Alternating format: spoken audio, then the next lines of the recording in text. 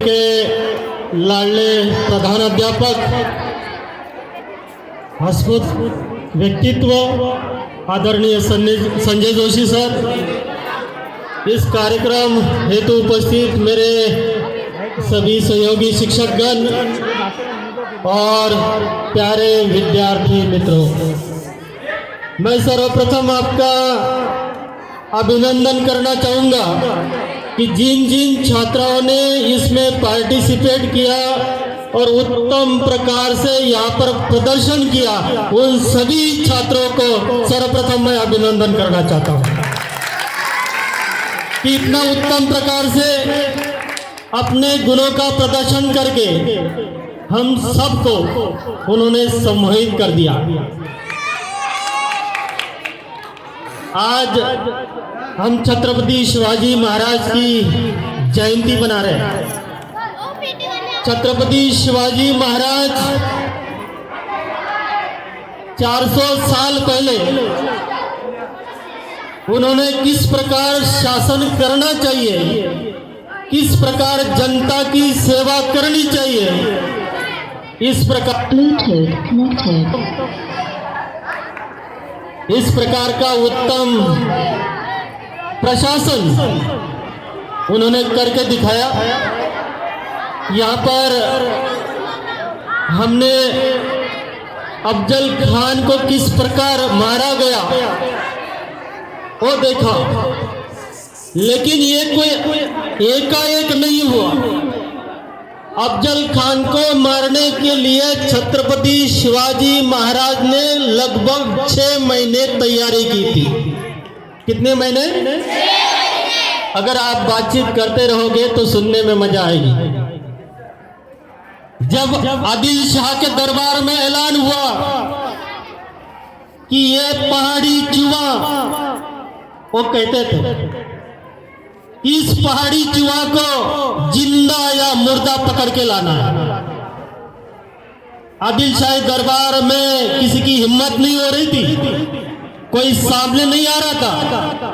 कारण छत्रपति शिवाजी महाराज की युद्ध नीति की हर कोई सरदार को कल्पना थी कि हम पकड़ने जाए, रेणु मैडम, हम पकड़ने जाए और हम ही मारे जाएंगे। तो सब डरते थे, लेकिन एक 6.5 फीट का आदमी खड़ा रहा और बेगम को कुर्शानात करते हुए उसने कहा कि बेगम, मैं पकड़ के लाऊंगा उस पहाड़ी चूहा को। उस सरदार का नाम था अफजल खान। बहुत बड़ी घोषणा कर दी, सबने उसकी प्रशंसा की, लेकिन छत्रपति शिवाजी महाराज भी कोई साधारण व्यक्ति नहीं थे। 10,000 की फौज, अफजल खान 6.5 फीट का व्यक्ति पोलाद को ऐसे हाथों से मोड़ देता था।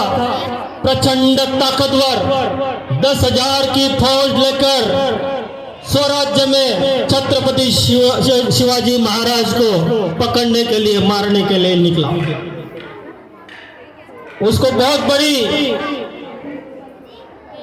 उसमें हिम्मत थी कि मैं शिवाजी को पकड़ के लाऊंगा, लेकिन छत्रपति शिवाजी महाराज ने अपनी नीति तय कर ली कि इतनी बड़ी फौज और इतना बड़ा ताकतवर शत्रु अगर स्वराज्य पर आक्रमण करने आ रहा है तो उसके लिए तैयारी करनी होगी।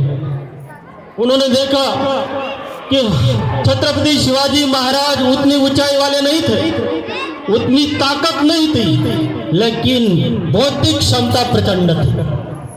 और उन्होंने अपने ही फौज में काम करने वाले विसाजी मरम्मत को चुना। वैसा ही दिखने वाला अफजल खान जैसा, उतनी ताकत रखने वाला, उसके साथ प्रैक्टिस की। जैसे कुश्ती करते ना, कुश्ती खेलते कि नहीं, देखा है कि नहीं? तो जिस प्रकार कुश्ती खेली जाती है उसी प्रकार की विसाजी मरम्मत के साथ उन्होंने प्रैक्टिस की कि अफजल खान से अगर भेंट होती है तो किस प्रकार हम उनसे छुटकारा पाएंगे। अफजल खान यदि हम पर वार करते हैं तो किस प्रकार हमने वार करना चाहिए। तो अलग अलग प्रकार से उन्होंने उसकी प्रैक्टिस की। अफजल खान कितना बड़ा है ये देखने के लिए उनके फौज में वेशांतर करके वो चल गए। इतनी हिम्मत किसी राजा की इसके पहले नहीं थी, इतनी कुशलता। और उन्होंने अफजल खान से भेंट लेने के लिए किला भी चुना, तो प्रतापगढ़ का ऐसा किला जहां पर पूरा जो है कि जंगल हो, पहाड़ी इलाका हो, अफजल खान के हाथी घोड़े ऊंट वहां पर नहीं आ सके, इस प्रकार की योजना बनाई। और ये वार्ता फैलाई गई कि शिवाजी महाराज अफजल खान को डर गए। युद्ध नीति का हिस्सा था। पहले ही घोषित कर दिया कि छत्रपति शिवाजी महाराज सारे किले अफजल खान को लौटाने वाले हैं। वार्ताएं फैलाई गई। अफजल खान निश्चिंत हो गए कि बस अभी जाना है और इस पहाड़ी चूहे को पकड़ना है। अपनी फौज खाने पीने में मस्त रही। छत्रपति शिवाजी महाराज के फौज ने तैयारी करके रखी। जैसे ही भेंट 10 मई का दिन था, 10 मई 1659, उस दिन छत्रपति शिवाजी महाराज और अफजल खान की भेंट प्रतापगढ़ के नीचे हुई। और उस दिन सारे मुगल खाने पीने में व्यस्त थे, सारे सैनिक खाने पीने में मस्त थे। और ऐसे में भेंट हुई। अफजल खान ने जो करना था वो कर दिया और छत्रपति शिवाजी महाराज पर उन्होंने गर्दन को दबाकर हमला बोल दिया। और छत्रपति शिवाजी महाराज ने अपने बाग नखों के द्वारा अफजल खान के पेट को चीर डाला और अफजल खान को मार डाला। ऐसे छत्रपति शिवाजी महाराज के जन्मोत्सव के लिए हम यहाँ पर इकट्ठा है। पुनः एक बार सभी को मैं धन्यवाद व्यक्त करता हूँ और उस राजा को नमन करते हुए मेरे 2 शब्द को समाप्त करता हूँ। धन्यवाद।